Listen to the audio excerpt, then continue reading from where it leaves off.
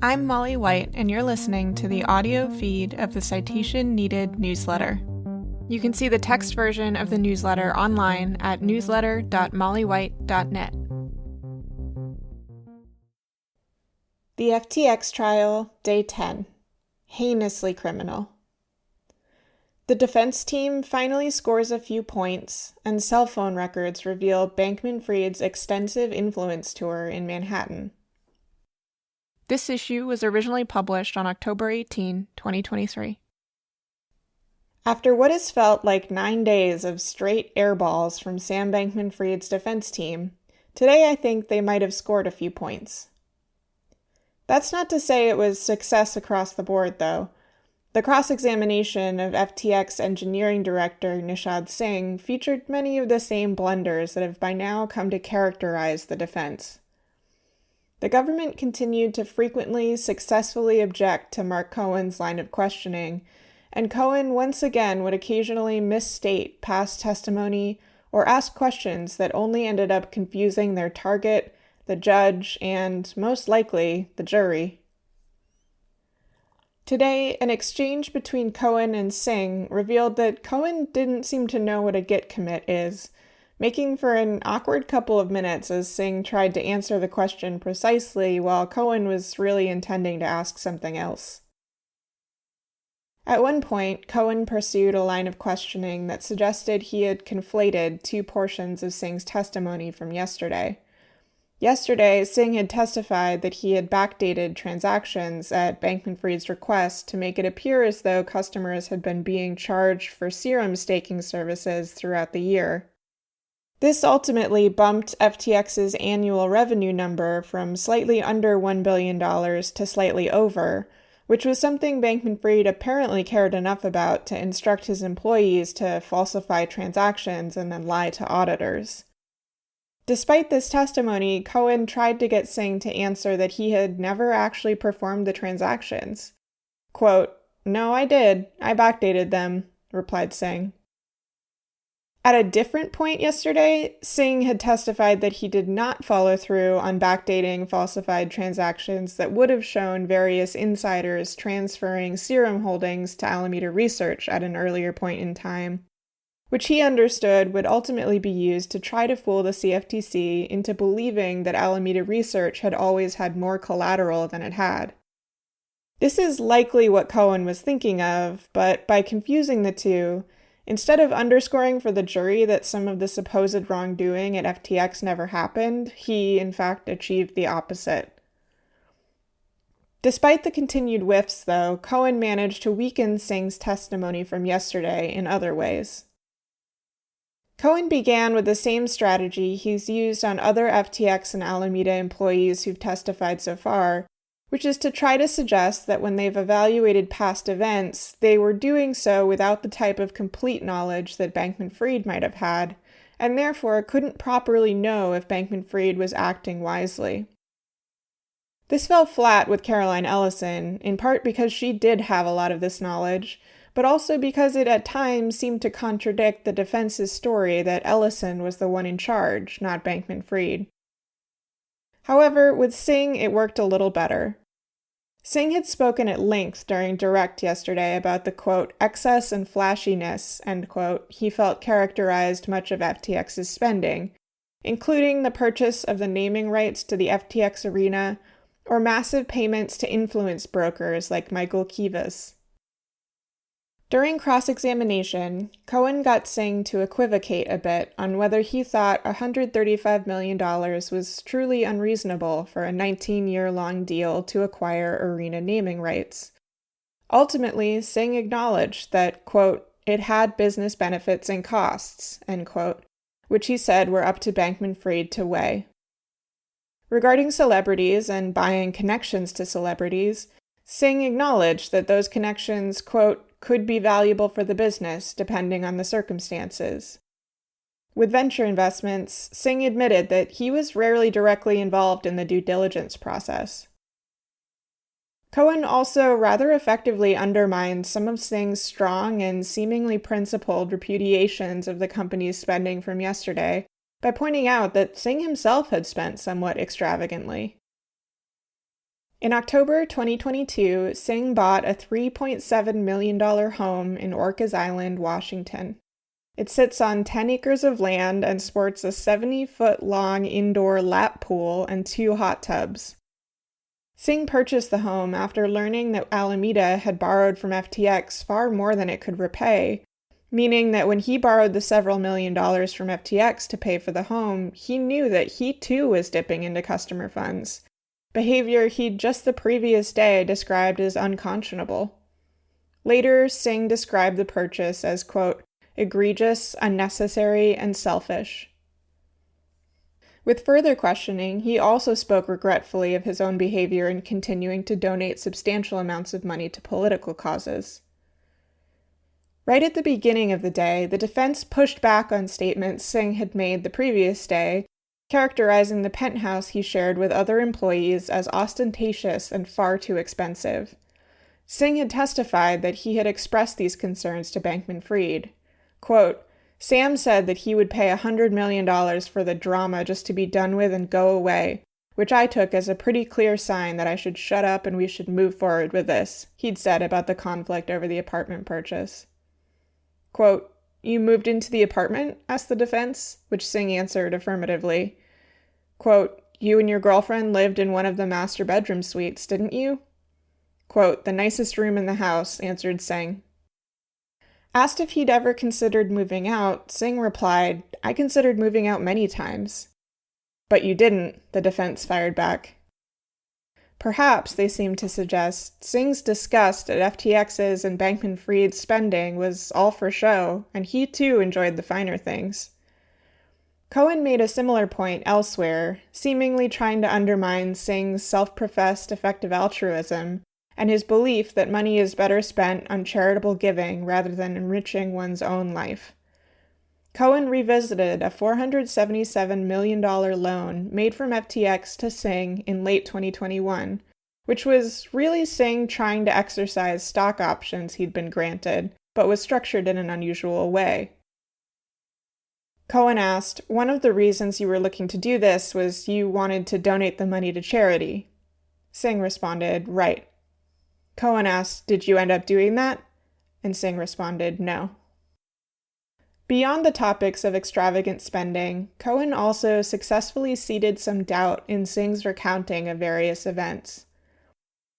First, Singh was asked to repeat the timeline of events surrounding the discovery of the bug that led to the balance of funds owed by Alameda to FTX to be overstated by roughly $8 billion, which he did.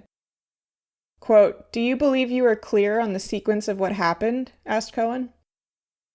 I don't think I remember everything about it, Singh replied, but he said that he was recounting the events as best he could.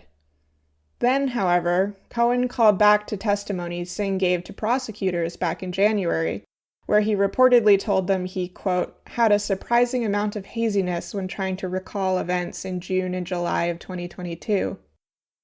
Singh affirmed, There was a lot that I didn't remember the details around from that time. One portion of the questioning around the penthouse in the Bahamas, though, fell very flat for me. I would love to be able to read jurors' minds to know if it landed the same way for them. Questioning Singh about the expense, Cohen tried to downplay it. Quote, would you regard it as really expensive for a group of billionaires and millionaires to live in a $30 million apartment? When Singh responded that it cost the same regardless of how much money they had, Cohen asked, quote, what about relative to the wealth of the people living in the apartment? Suggesting to Singh that perhaps $30 million was a rather normal amount for billionaires to spend on housing. Now, for one, I'm not sure jurors are really going to be able to evaluate what's reasonable for a billionaire to spend on a house. Sort of like Lucille Bluth and the $10 banana, but in reverse. I couldn't tell you if your average billionaire spends $1 million or $10 million or $100 million on a home, because I don't know any billionaires, and those numbers are so far away from my own net worth that I couldn't even hazard a guess. Don't you judge me. You're the selfish one. You're the one who charged his own brother for a Bluth frozen banana. I mean, it's one banana, Michael. What could it cost? $10? You've never actually set foot in a supermarket, have you? I don't have time for this. But secondly, it seemed to me that the defense should have chosen either to downplay the $30 million apartment or argue that Singh had spent selfishly and extravagantly on a home that cost 8 times less. I suspect the timing of these questions was quite deliberate by the defense. The conversation about the Bahamian apartment was among the first questions of the day, and the Orcas Island home was the last topic before Cohen wrapped up cross-examination. If they're lucky, hours of sitting in the juror booth, punctuated by several breaks, obscured that contradiction. The prosecution wrapped up with a quick redirect examination, in which they asked Singh to affirm that he had never reviewed the transcripts of his conversations with prosecutors, presumably to introduce some doubt as to whether the conversations Cohen had him revisit were faithfully documented. As for the Orcas Island property, the prosecution asked him what happened to it. "I forfeited it," he replied, saying that he was, quote, "embarrassed and ashamed," end quote, to have bought it, and thought forfeiting the property might be a small way to right that wrong. The prosecution ended by asking why Singh thought about resigning in September 2022, which he answered in the same fiery words that he used throughout his questioning yesterday. Quote, "I knew that I was becoming party and participating in something heinously criminal, that to keep running the business without divulging to others that there was a hole, I would be betraying customers that deposited their money into the hole, betraying my other employees. The scale of wrongdoing was enormous." A juicy detail. Intermingled with Singh's answers to the defense's questions was one juicy detail. When he spoke about the $477 million loan he took in late 2021, Singh told Cohen that he'd consulted with several lawyers about its structure. Cohen asked who they were, and Singh replied, Can Sun, Joe Bankman, 2 of Sam's personal tax lawyers, David First, Sean McElroy, and others. Joe Bankman is Sam Bankman-Fried's father, a Stanford tax law professor who appears to have been far more involved in some of the goings-on at FTX and Alameda than either he or his son would like to admit. Can Sun is set to testify later this week. Meetings in New York. The last witness of the day was FBI agent Richard Busick, who testified about his analysis of cell phone records tied to a phone number used by Bankman-Fried. Much of this was very dry, with detailed explanations of what that analysis entails and what it can and cannot determine. It's most likely being used by the prosecution to establish venue for the case by proving that Bankman-Fried was in Manhattan at various points throughout the time period of the fraud they're alleging. One interesting detail was how the prosecution established that the phone number provided to the agent for analysis actually belonged to Bankman-Fried. They produced an email sent by a Gmail account with a handle including P. Davis. In the email sent from his personal account, Philip Davis, the Prime Minister of the Bahamas, wrote to ask Bankman-Fried if he would speak with his son Christopher, who was working as a consultant for an NFT company that was considering using FTX. It was already known that Bankman-Fried enjoyed a friendly relationship with Bahamian government and regulators, but this was downright cozy. Bankman-Fried was accommodating, providing his cell phone number and saying he was, quote, happy to converse. Throughout most of the questioning, the prosecution cross-referenced cell phone data showing Bankman-Fried was in New York City, with Bankman-Fried's calendar and other records, showing the range of meetings and dinners Bankman-Fried attended as he cultivated relationships and built his sphere of influence. They were June 8, 2021, a video call between Bankman-Fried, Changpeng Zhao, and other Binance staff. September 17, 2021, a 15-minute-long photo shoot for a Forbes story at the Equinox Hotel. September 17, 2021, a meeting with the SALT Fund, a venture capital firm that was part of Anthony Scaramucci's Skybridge Capital family.